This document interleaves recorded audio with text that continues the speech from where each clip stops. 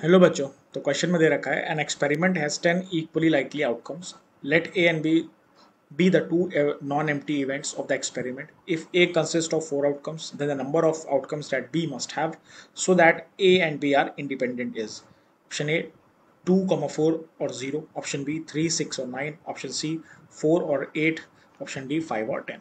ठीक है, तो चलिए क्वेश्चन को स्टार्ट करते हैं। क्वेश्चन को स्टार्ट करने से पहले कुछ की कॉन्सेप्ट हम डिस्कस कर लेते हैं जो हमारे इस क्वेश्चन में यूज होंगे।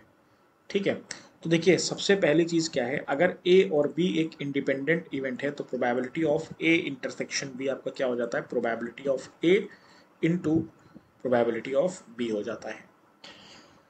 ठीक है, और किसी भी इवेंट की प्रोबेबिलिटी अगर आपको निकालनी हो तो उसका फॉर्मूला क्या होता है, number of favourable outcomes, number of favourable outcomes upon total number of outcomes, total number of outcomes. ठीक है, तो ये बेसिकली हम इसमें यूज करेंगे।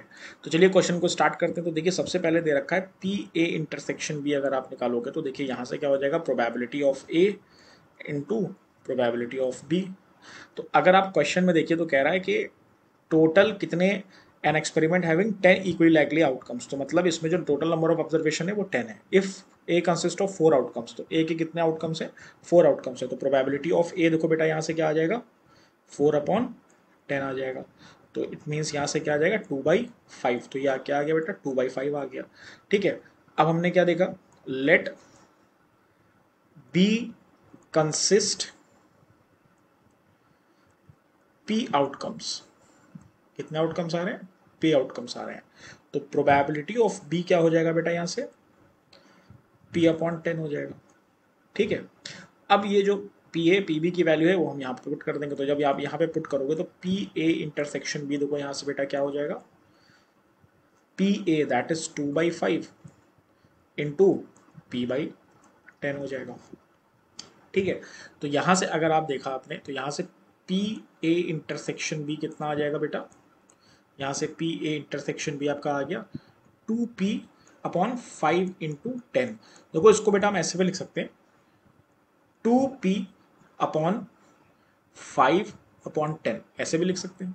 अब देखो ये लिखने से फायदा क्या हुआ कि जो न्यूमरेटर है, ये वाला पार्ट है आपका, ये क्या होना चाहिए, this must be integer, must be integer. ठीक है, और P पे आप ऐसा वैल्यू रखो कि हमेशा 10 से कम है, क्योंकि 10 से ज्यादा आ जाएगा तो प्रोबेबिलिटी नहीं बनेगी, क्योंकि प्रोबेबिलिटी क्या होती है भाई, 0 से 1 के बीच में होती है।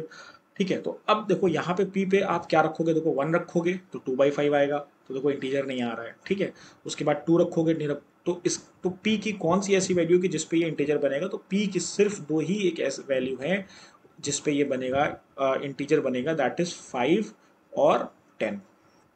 ठीक है, 5 आप रखोगे यहाँ पे, P पे आप 5 रखोगे तो 5 2 10 और ये 2/10 हो जाएगा। ठीक है, उसके बाद अगर 10 रखोगे तो यहाँ पे 4/10 हो जाएगा। ठीक है, उसके अलावा कोई भी वैल्यू आप यहाँ पे सेटिस्फाई नहीं होगी, क्योंकि जो ये 2P/5 है ये क्या होना चाहिए, इंटीजर होना चाहिए।